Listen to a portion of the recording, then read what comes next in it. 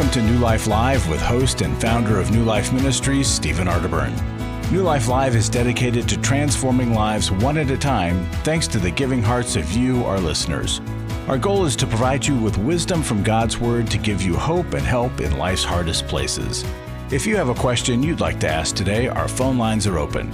Call 1-800-229-3000. That number again is 1-800-229-3000. Now here's Steve. It is Steve, and so glad you're with us today. When I say us, I'm talking about Dr. Sheri Keffer and me. March the 1st. What a great day to be listening to radio, where you might get an idea of, now let's see, how is this month going to be different from the last. Sheri, good to see you today. How are you? Good to be here, and I love March. I have tulips all over the place. I buy them at Trader Joe's. They're a great deal there, but it's spring, and I love that we're transitioning into the spring season, even though I know some of you may still have snow where you're at. Sheri, here are I'm holding up my tulips here. If you look over there, and a little bit of the radio. Those art are great. I do. I love tulips. I think they're absolutely beautiful. But here's the thing about tulips. You know, if you want tulips, you have to plant the bulbs long before March and April. And so, just like anything in life, you've got to think about it. You got to prepare for it. And then you get the benefit of the beauty of it. You know, Sheri, one of the things that we do know about spring, March, April, suicides go up. And with COVID here, I wonder if it's even going to be worse. I think it's because people expect things to get better in the new year. They don't. I think that they see the things blossoming and more beautiful, but they feel even worse in the midst of it. What's your thought about the increase in despair and depression during these times?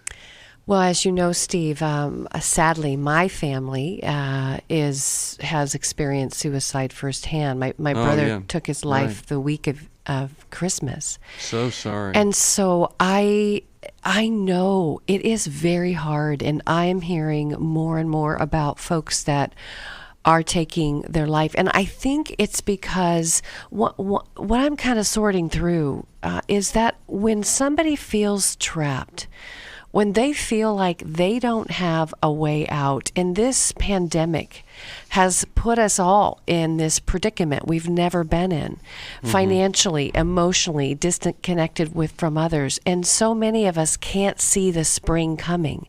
We don't think about the fact that we're not always going to be here. We're not always going to be disconnected. We're not always going to be out of school, right, or doing it virtually.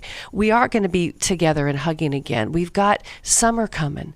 And I think when folks feel trapped and they don't feel like they have another way out of your situation, you forget that summer's on its way. If that's you today, if you have had some suicidal ideations, if you've been thinking about it, you feel trapped in your situation, would you do one thing? Would you call us? Would you call 1-800-NEW-LIFE? We want to help you know that the next minute, the next hour, that tomorrow is different. We want to help get you into the right help. Don't stay in and of yourself. Reach out to help. That's all you need, and we can take it with you from there. Well, you know, I've thought about, I'm in Indiana, but I think about like if you were a wait server, a person in a restaurant, and you lived on tips and stuff, and then now they're not there because people said, "Oh, you can't do this," and you think, "Well, nobody cares about me, so what do I care?" But look, don't base care on government policy, or God cares about you. God cares deeply for you, and if you don't feel or experience that, talk to us and let us help you get reconnected with the God who loves you. The Bible doesn't say God's loving. It said He is love. And we want you to feel and experience that love during these terrible times. I feel blessed to have had this opportunity for my needs to be met, connecting with other women who are fighting the same fight hoping for healthy marriages and growing closer to the Lord on their journey. My name is Sheri Martinkus, and I want to personally invite you to the Restore Workshop. If you have been affected by betrayal, it might be that your husband has been looking at pornography, it might be an emotional, physical affair. I would love for you to come join us. I feel encouraged and hopeful that even in my struggle, I am enough. You will leave with hope, with a community of sisters ready to support you, and you will also leave with tools to move you forward on this journey. Through the sharing in our small group, I realize that I am not alone. Please don't hesitate. Pick up the phone, call 1-800-NEW-LIFE. I would love to see you there. The Restore Workshop is being held online Saturday, February 27th. Call 1-800-NEW-LIFE to find out more. That's 1-800-639-5433 or online at newlife.com.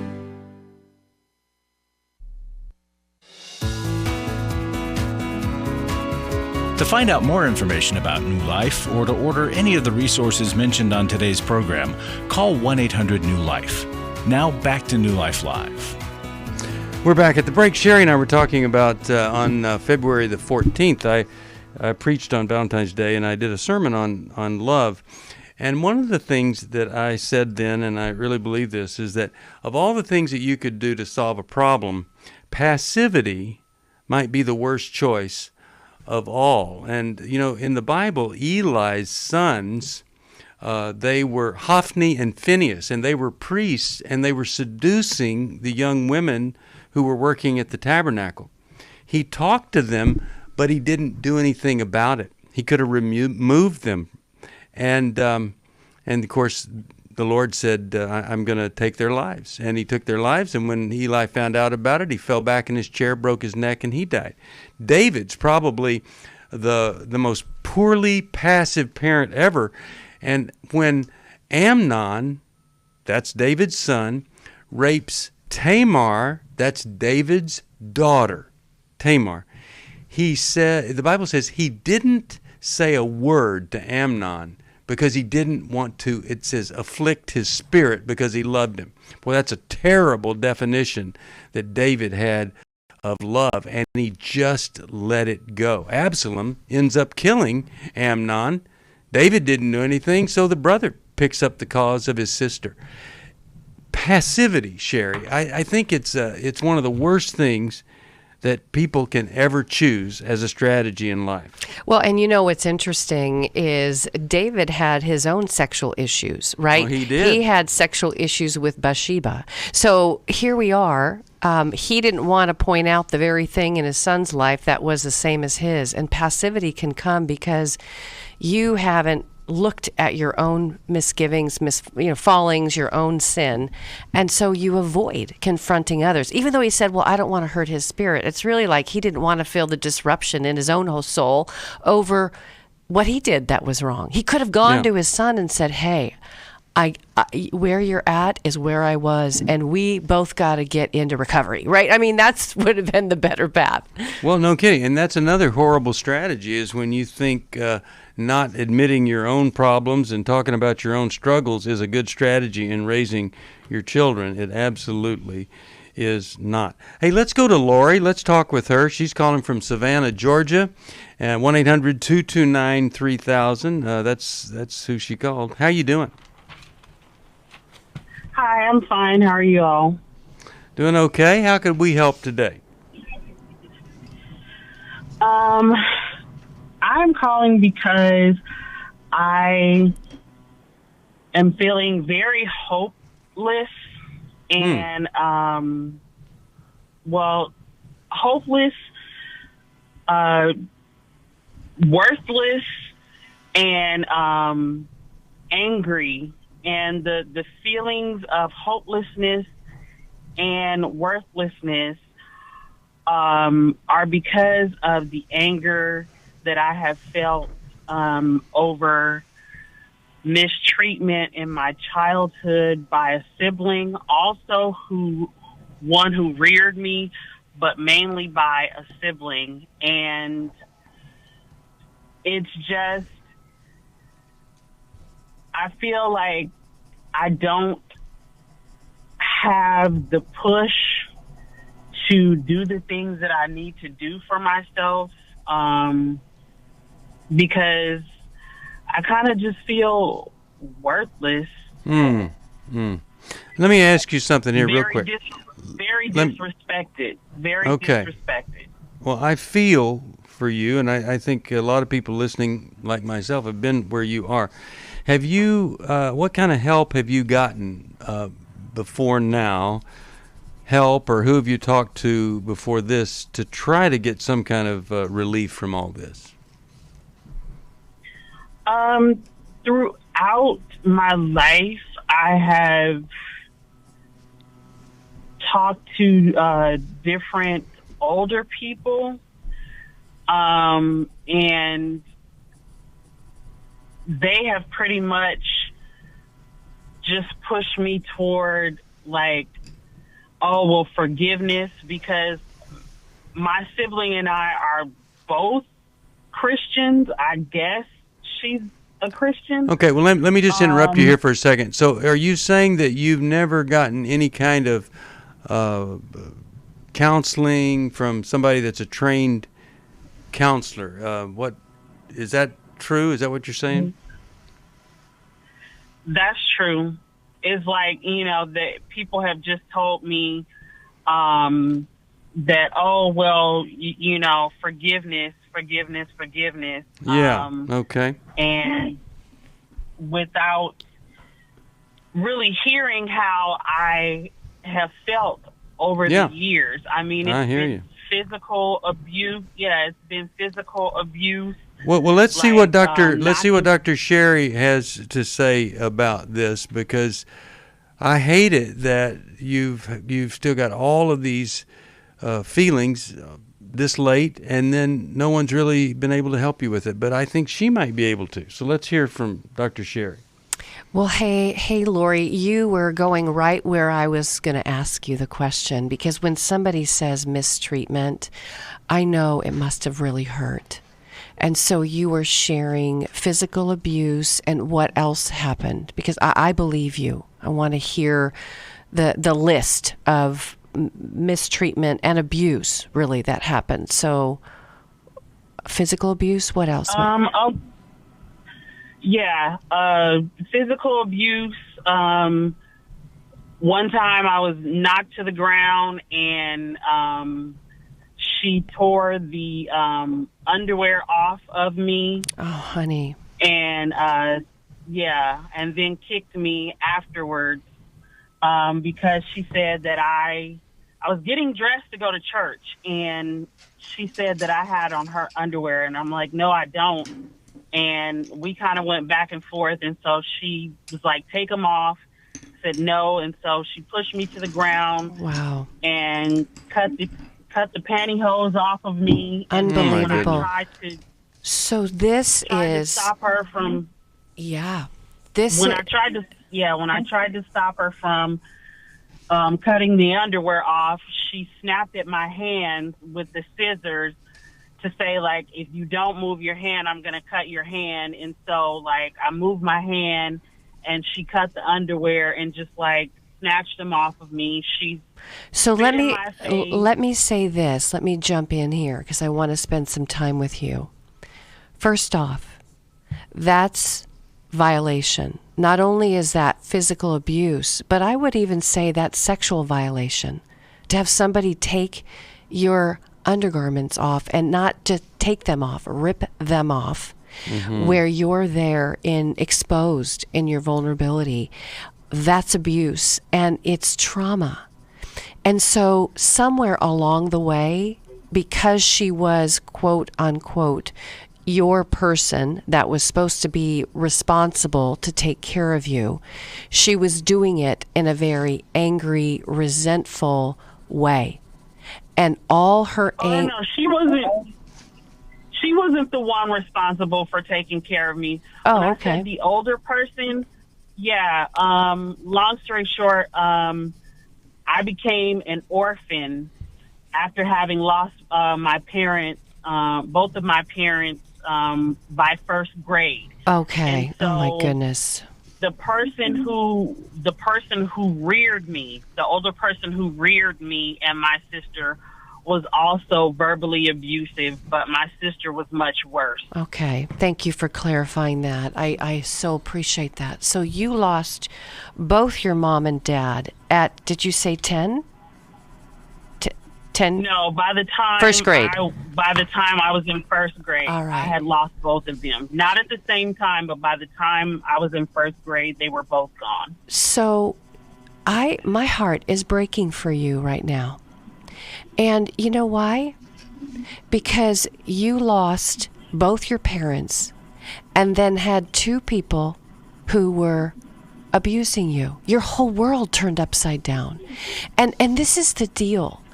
Lori, you're speaking not only to my heart and so many other hearts right this minute, but so many people come with this cheap answer, and I'm going to call it a cheap answer, which is forgiveness.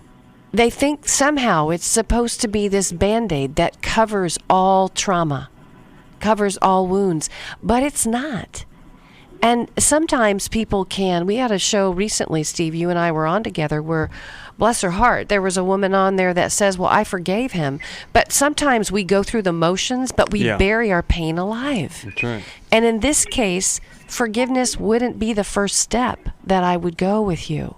The first step I would go with you would be validating you and hearing the story about how much you were hurt. And when you say hopeless and when you say worthless, of course you have some anger. You were hurt. You were afraid. And you had incredible loss. Underneath anger is one of three things, and you've got all three: hurt, fear, and sadness. And so the worthlessness comes out of being treated like I want to say like a throwaway doll. Like, they discarded you. They treated you not as a human being. You were an object to be hurt. And the hopelessness comes from feeling like, when is the end to all this? When do I get to move forward when this has been my past? The word hope means what comes after the nail. And are you waiting for some change to happen with your older sister before you're able to go forward? What do you want from her? That is a question that our older half sister has asked me. Good. And wisdom. Yeah. And I had actually had a conversation with my sister where, I told her, after she had gotten angry with me and thrown things in my face of things that I've said to her, I brought up the things that she has said and done to me, and I included the violation and spitting in my face and all of that. And I said, you did all of these things to me. And she always says, well, I asked God to forgive me. I said, but you didn't do those things to God. You did them to me. Don't you think that, that's you should good. ask me for forgiveness or apologize? And she smirked in my face. Okay. And looked me in my eye and said no. Okay. So I got to ask a question though. I got to interrupt and ask a question. Now you're listening to our program. Is this the first time you've ever listened to New Life? Oh no, I've listened to you guys for years. Okay. So here's my question, and maybe it would help us to understand others too. Tell me, what is it that has prevented you from ever getting help from a real live Christian therapist, somebody maybe with a PhD, or you just knew they were trained? Why haven't you done that? Help us understand it. Because I don't trust therapists. And the reason, it's that I don't trust them, even though I reach out. And the reason why I don't trust them is because when I was 9 years old,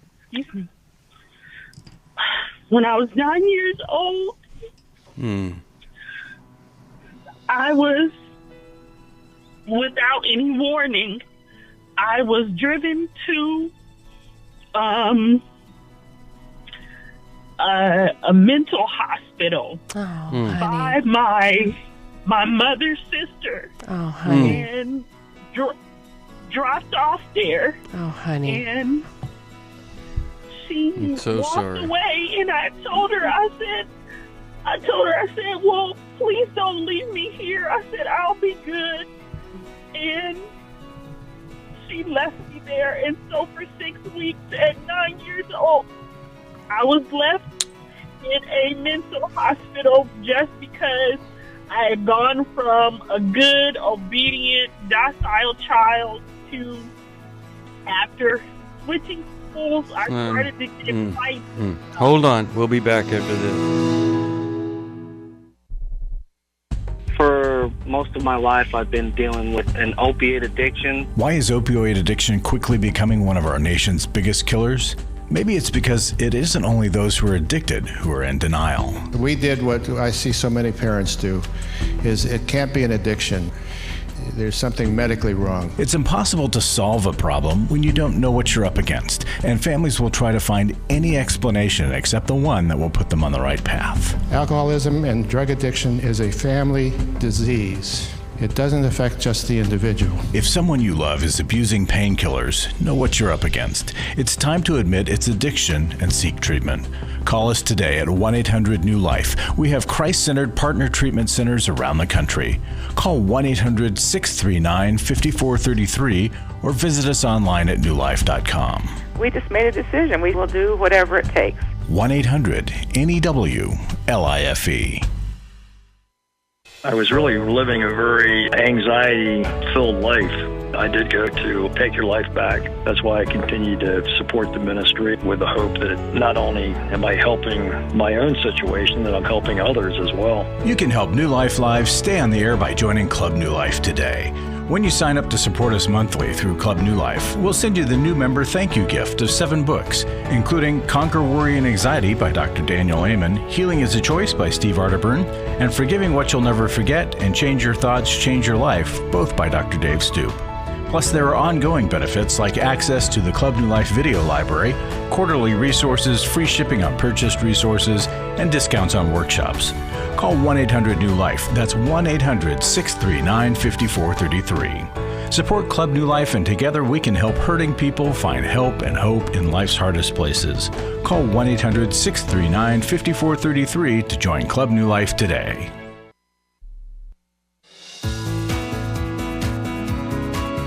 We'd love to hear from you. If you have a question or a comment, call toll-free 1-800-229-3000. Now back to New Life Live. We are back. I'm really glad that you're with us, and I'm really glad that Lori has called us here. Lori, I so feel for you, and I want you to know what happened to you. Really, there aren't places like that anymore. You couldn't just be dropped off at a place and left that long, and I'm so sorry for that happening to you, along with everything else. And I really hope that we can give you some help here, and I'll let Dr. Sheri do that. I'm heartbroken. What a question for Steve to ask. It was so personal. I even told him, I said, that was an anointed question, because it opened up a part of you that we haven't even gotten to know yet until right now. To be 9, right, and to have just gone through the loss of your folks, of course you were unraveled. Of course you were a mess. And your solution, you thought your solution was, I'll be a good girl, I won't. But you were hurting. You may have been angry. Your wheels came off the bus, right? It was such a tragedy. And so I want to talk just a moment about that. I was just talking to a friend of mine who I love. Her name's Andrea Rogers. She's an African-American coach. And I was asking her about her own story. And she had some tragedies in her life. And when I was asking her what it was like to seek help, she said, you know what? I just wanted to see a therapist that looked like me. I wanted to see a therapist that knew my story, that could feel me. And don't take this wrong. And she spoke to my heart because she said, I looked into therapists and they were all white. And I just thought, I don't know if they're going to get me. I don't know if they're going to get my history. I don't know if they're going to understand what it feels like every day to not trust and to be looked at differently and have others of a different skin color, not get the bigger picture. So here you are, a 9-year-old in a mental hospital. And I think you must have felt so alone, so unknown. Kidding. So that wound, okay, let me just say this. That experience, my dear, was a trauma event, being taken to a mental hospital. And what's happened in your heart is the I don't trust has bled into your own challenge with getting help today. Because, girl, you've got some wounds that you need someone like me to sit down with you and to help you heal. Your sister is not a safe person. Your sister is not open. But that doesn't mean that you cannot heal inside of you. We cannot, the thing that a victim, when somebody's been a victim of a crime, a victim of abuse, a victim of a sexual violation, you know the one thing we all want? And I wanted this just like you, Lori. I wanted the person who abused me, who hurt me, to own it. I wanted that. I wanted that with everything that I was worth. But you know what? I never got that. And yet, I had to figure out what I needed to do so that person who hurt me deeply didn't hold all the power over my life. That's right. I had to figure out how to find my own voice, my own heart, and let go of that reality that that person wasn't safe and they weren't going to take responsibility for the hurt they caused me. Does any of that make sense, Lori?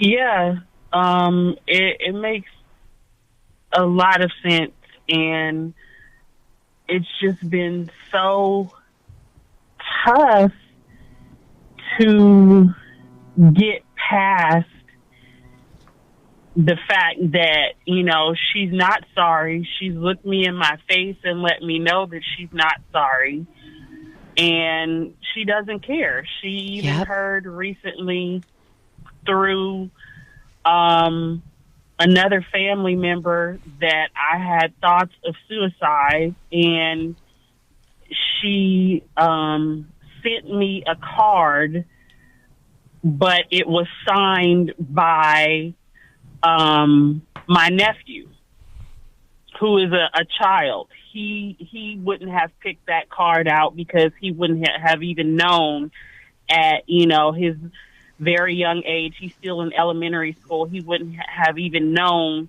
that, you know, that was the situation. I spoke with. So are you? Can I ask you one question, Lori? Are you having thoughts of suicide right now? No, not at this time. Okay, I just want to make sure that you're safe, truly, because I'm safe. Okay, good. This is the deal. Your sister, you are giving your power to heal to her. I don't think you know that you're doing that. I think unconsciously you're doing that because you're holding on to what she's not going to give you. But I want you, and this is going to feel scary, you're going to have to face your fear. The fear that you felt when you were 9, when you went into that mental hospital, which is really where you shouldn't have been. You should have been loved. You should have been cared for. You should have had people listen to you while you cried. But they just dropped you off because you were hurting so bad. But you're going to have to face that fear and stay on the line and let one of our people here get you set up with a counselor today so that you can go in and get the goods, girl, because we want you free. And when we come back, we're just going to talk about the path to healing in situations like this. Hi, this is Steve Arterburn from New Life Live, and Chris Williams and I are doing the Emotional Freedom Workshop March the 27th. I don't know of anybody that wouldn't benefit from emotional freedom. We're all bound or stuck or struggling in some area. What are we going to do there, Chris? Just really help people get clarity around the places where they're stuck in their life. They sort of circle the same mountain of disappointment over and over and over again. You're going to be able to see that mountain clearly and get to a new place of what we call emotional freedom, which is simply I can feel in the world, build a relationship to it, and know what to do with my experiences. The New Life Emotional Freedom Workshop will be held online Saturday, March 27th. Steve Arterburn and Chris Williams will present information on trauma, depression, codependency, and more. And small group leaders will help you process the information you learn. Call 1-800-NEW-LIFE. That's 1-800-639-5433 or register online at newlife.com. Hi, this is Steve Arterburn, and for 30 years, New Life has been the most trusted name in Christian counseling. Your ministry has saved my life. If you struggle with emotional hurt, family or marriage problems, the pit of depression, or the pain of addictions, we can help. I'm down 100 pounds now from what I was. You guys are awesome. You're a blessing to America. Our treatment programs provide clinically appropriate solutions from licensed professionals, all in a biblical framework. I have had problems with alcohol. I think God has ordained this place to be His. You don't have to be a prisoner of your pain. Help is available at 1-800-NEW-LIFE. She tells me that I'm a new man, and I feel like a new man. It worked for me, and it can work for them too. This time it is different. If you're ready to take the first step toward genuine spiritual and emotional healing, please call us today at 1-800-NEW-LIFE. God can open the door to a better tomorrow right now. Call 1-800-NEW-LIFE. That's 1-800-639-5433. We're glad you joined us for New Life Live. To be a part of the program, call 1-800-229-3000. Now back to New Life Live.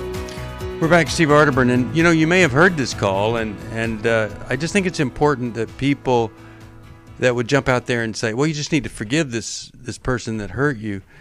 Sheri, there's a path. There are steps before forgiveness could even be considered. You want to talk about that a little bit? Yeah, well, the first one is really grieving. And grieving, everybody thinks grieving might be an easy thing to do, but you know what? It's not so easy to grieve. Some of us struggle with crying about what happened to us, actually getting to a point where we not only feel a moment of sadness, but that we can have a river of tears come down our cheek and actually feel and process the sadness of what happened to her. Sometimes we can't really do that alone. We need to do it with somebody else. We want to have a witness there that believes our story, that can validate our story, that can hug on our hearts and then help us to cry in front of somebody else where it really matters. That somebody that can cry with you. The Bible says, weep with those who weep. Do you know how many times I'm sitting with the Lori and others where they're telling me the story and I've got tears just coming down my cheeks. I'm not trying to take the tension away from them. I'm not trying to make it about me. I'm just actually weeping. Larry came in here and was hearing Lori's story and he goes, oh my goodness, what a tragedy for her. So you really felt the grief for her. The second thing, and you and I were talking about this at break, and you're wise, Steve. You said accepting limitations, accepting the fact that the one that abused us doesn't always, sometimes they do, but many times they don't accept the harm they've caused. And let me tell you why. Is for them to actually accept that they hurt you. For Lori's sister, instead of smirking and saying no, you know what Lori's sister would have had to do? She would have had to look inside and she would have had to think about, replay the tape of how many times she harmed you. Over that perpetration tape. So many people that act out on other people and abuse, they don't want to look at their own tape. They don't want to have to face it because then they'd have to really face how much harm they've caused. So, but some of us wait a lifetime for that person to turn around, and they may go to their grave and never admit what they did that was wrong. But you stay chained like a ball and chain to their lack of taking ownership. So we have to accept the limitations and realize that, and I'm going to say this, it doesn't preach well, but let me say this because I do deal with trauma and horrible things that happen to people. I actually love the passage of Scripture when Jesus was holding up the child at the Mount of Olives. You and Larry and I all stood there when we went to the Holy Land on that. Yep. But Jesus said, he lifted that child up and he said, hey, I want you all to know that do not hurt one of these little children, because if you do, it'd be better for you to just take a millstone and tie it around your neck and drop yourself from the bottom of the ocean than have to contend with me. Now, that is the part of Jesus that is going to come back as a judge. And he is a lover, and he loves us, and he pursues us. He died for us. But there is going to be judgment, ultimately, for some of these things that have happened. And when I'm working with people who have not gotten the ownership, I remind them that there is a judge who saw everything that happened, who isn't okay with what happened to you, and ultimately that person will be responsible before an almighty God. Two things I want to say, Sheri. One is I always get this response from people. I had no idea this verse was there, but it's Matthew 18:10, where it says that anyone that abuses a child should know that your angels, if you were abused, your angels were in the presence of God making sure that this did not go unnoticed. So God doesn't prevent pain. He sees it. He wipes our tears away. Second thing I want to say is this. If you hear somebody say you need to forgive them, and then you say, okay, I forgive them, and you haven't grieved and then accepted their limitations, you might forgive them, but you're still expecting something from them that they cannot give you. If they could have, they wouldn't have hurt you in the first place. And so, even worse, they won't give you. It's not even they cannot. They won't. They're making a choice, like in Lori's situation. So what we want is the sooner you can get on with the life that God has for you, which can be a redeemed and repurposed life. That's what we want to see happen for you. Now, I'm going to send her Healing is a Choice. I hope that that's going to be a good book for her, a healing book. And if I can ask Larry why you're here, can we send her the grief workbook? I know it's two things, absolutely. But that grief workbook you did, Steve, would be a really good thing for her. Yeah, I'll send her that and the Life Recovery Bible to go with it, and I hope and pray that will be of help there. Well, Larry, you are in the studio, and I'm thankful that you're here. We had Restore this weekend. Talk to us. What do you have for us today? What do you want us to think about? Well, I first want to say how blessed I am because I get to come in and tell people and announce to our audience the changes that happen to people, regardless if it's from a counselor, a radio program, the workshops. And you guys are dealing with people in the here and now when they're going through it. And I don't know how you do it as often as you do, but I'm just grateful I get to do this. I want to share a testimony. We have Every Man's Battle coming up this Saturday.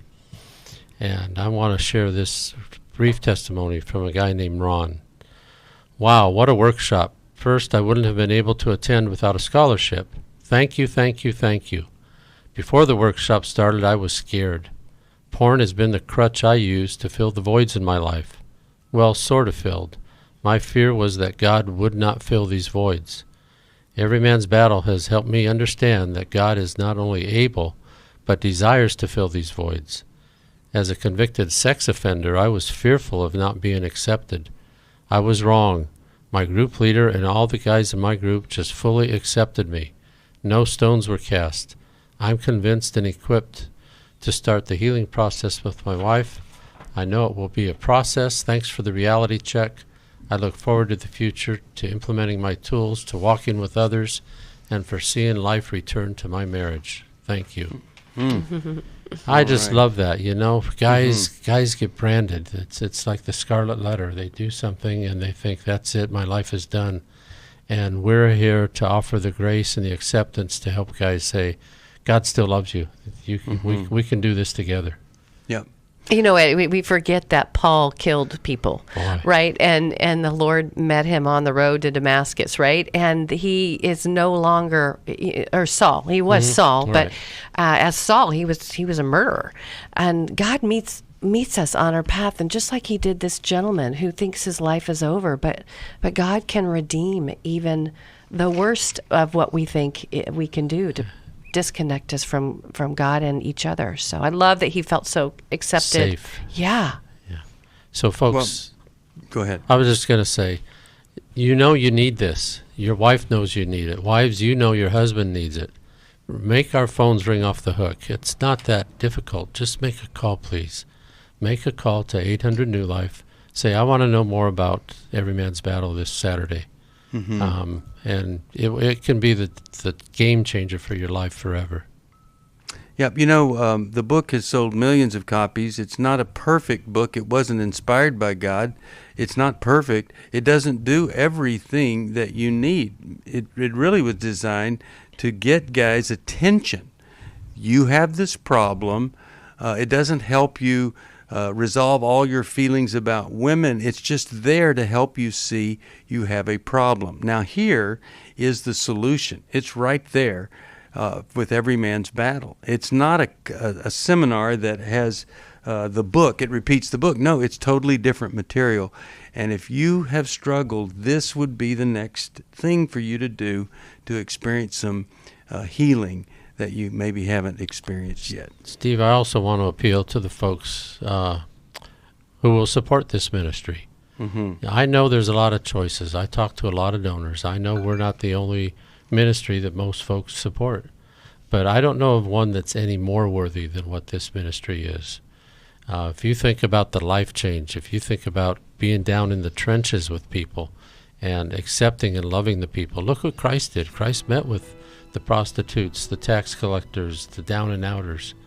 And that's what we want to do, because we know that God wants to redeem their lives and make them be better. And those are us too. Yeah. And so that's been our paths, amen. Right? So Holy Spirit gets the credit. The only thing we do is we set the stage and we put them in the right direction, help you make the first steps, but God blesses that and makes a difference. So please support New Life. Gift of any amount, or join our Club New Life. That would be fabulous. We've always done this with partners from the very beginning of New Life. And I just hope and pray that you'll call us at 1-800-NEW-LIFE and be our partner. When we come back, we'll go right back to the phones. We love it that you're here. Thank you, Larry Sonnenberg. We'll be back with Dr. Sheri Keffer. She's the author of Intimate Deception. We'll be back in a minute. I feel blessed to have had this opportunity for my needs to be met, connecting with other women who are fighting the same fight, hoping for healthy marriages and growing closer to the Lord on their journey. My name is Sheri Martinkus, and I want to personally invite you to the Restore Workshop. If you have been affected by betrayal, it might be that your husband has been looking at pornography, it might be an emotional, physical affair. I would love for you to come join us. I feel encouraged and hopeful that even in my struggle, I am enough. You will leave with hope, with a community of sisters ready to support you, and you will also leave with tools to move you forward on this journey. Through the sharing in our small group, I realize that I am not alone. Please don't hesitate. Pick up the phone, call 1-800-NEW-LIFE.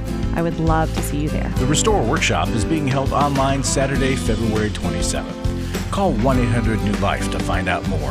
That's 1-800-639-5433 or online at newlife.com. I was really living a very anxiety-filled life. I turned on New Life, and the topic that day was about anxiety. And just by listening, I got relief. You can help New Life Live stay on the air by joining Club New Life today. When you sign up to support us monthly through Club New Life, we'll send you the new member thank you gift of 7 books, including Growth Has No Boundaries by Drs. John Townsend and Henry Cloud, Take Your Life Back by Steve Arterburn and Dr. Dave Stoop, and the Emotional Freedom Workbook. Plus, there are ongoing benefits like access to the Club New Life video library, the monthly Club New Life CD or download, quarterly resources, free shipping on purchased resources, and discounts on workshops.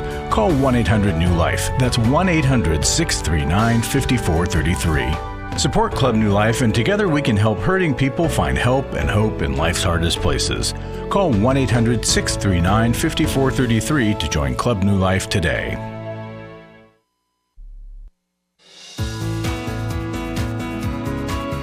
To find out more information about New Life or to order any of the resources mentioned on today's program, call 1-800-NEW-LIFE. Now back to New Life Live. We're back, and I want to go right back and take another phone call here. And so, Sheri, you pick. Who do you want to go to? Well, Michelle, she's been waiting and want to hear from her. All right, Michelle, how you doing? Hi, I'm good, thanks. I just needed some help here. My husband of 25 years began an affair out of state, on and off, in summer of 2017. He confessed to me on January of 2019. So then for about 6 months, we were working on things, and then he got back with her. He rekindled it, and then in March of 2020, he said he wanted a divorce, so he separated from me. And then now, a couple weeks ago, actually this last week, he said he left her, and he wants to get counseling and work on his issues and find out why he is the way he is, and he wants to come back home. And I guess my problem is I'm still grieving and depressed and have lots of trauma and anxiety from, these past 3.5 years, and I don't know how to trust him, but I do still love him and would like to restore it if we can, but I don't know what boundaries to put in place or how to protect myself, and he's the one who makes the money. I haven't worked in 25 years, so I don't know if I could actually tell him he can't come home to his own house, or if I should go somewhere until he does certain things. And I guess I just need to know how to protect myself and what boundaries I should put into place for, like, what I want to see him do. Yeah. What Okay. would be reasonable to ask him to do. Right. I'm so glad you called, because this is really important. If there's anything that you do or say that he goes, okay, forget it, that's great news to you, because if you did bring him back in, something like that would have happened, and then he would go off and betray you again. So you don't have to be acting like you're walking on eggshells. You need to do what you think is right, what you think is good for you. And if that's offensive to him after he's ripped your heart out, then you can see you're just a convenience to him. But maybe he has changed. And if he has, or he wants to change, first thing I would do is I would say, I know this is your house. You earned the money, but I'm part of you. This has been a partnership, and I'm going to ask you not to come back until I can trust you. If you really want to win my heart back and not just go from your breakup to the convenient home you own, then honor my request, not come back, go to every man's battle. That's the problem here that needs to be dealt with. Follow up with counseling for yourself. Then we can get some help together if you really want to put this back together. If you don't, it's probably better for me to know that now. Are you going to honor what I am requesting or not? And if he doesn't, like I say, it would have happened anyway going forward, because his motives aren't really pure. Sheri, what are you thinking when you hear about this? Well, hey, Michelle, I'm heartbroken for you. I can't imagine. Well, I can, because I've been in your shoes, but not exactly. But I had a husband who betrayed to me as well. It must be so confusing to feel like you're second choice, and yet you're the wife. To feel like a yo-yo in light of he's going and having the affair, then coming back, and then going back to her. And this is my concern for you. I feel like he's using you as home base. Mm-hmm. Yeah. Or as this motherly person to come back to. Like, you can go do bad things in life and mom will always love you. You're his wife.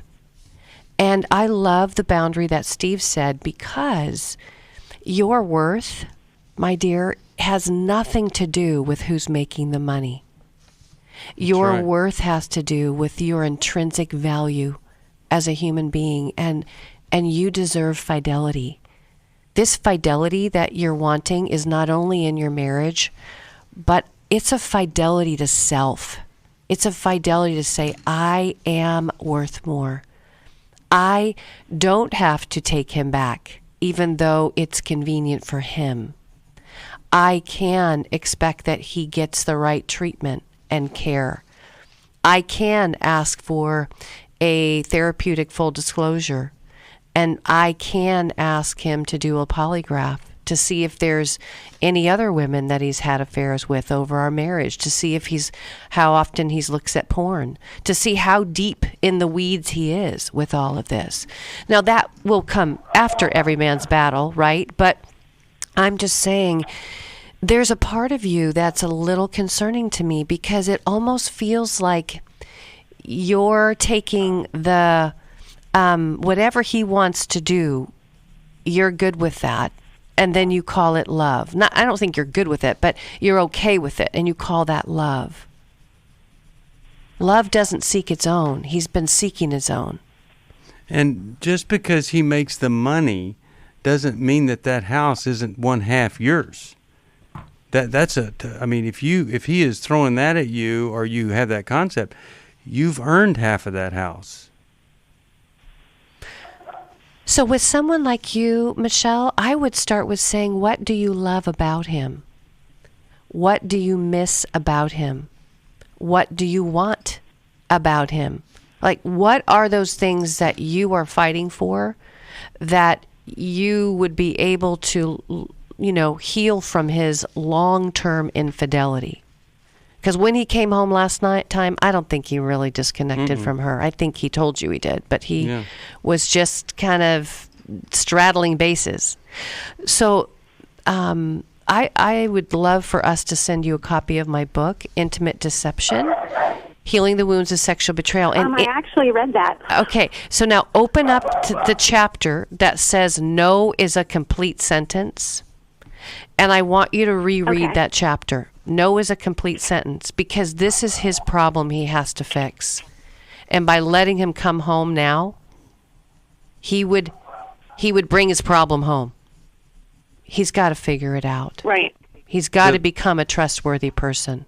If I could put any kind of courage in you, it would be the courage to just say to him, I'm not ready for you to come home. I need to know if you're really going to make some changes. The concept of, if you come home, then you'll get counseling, is kind of a weak concept. But the concept of, I'm going to get help, I'm going to win back your heart, and then I'd like to come back home. He's been having sex with another woman. He's been living with another woman.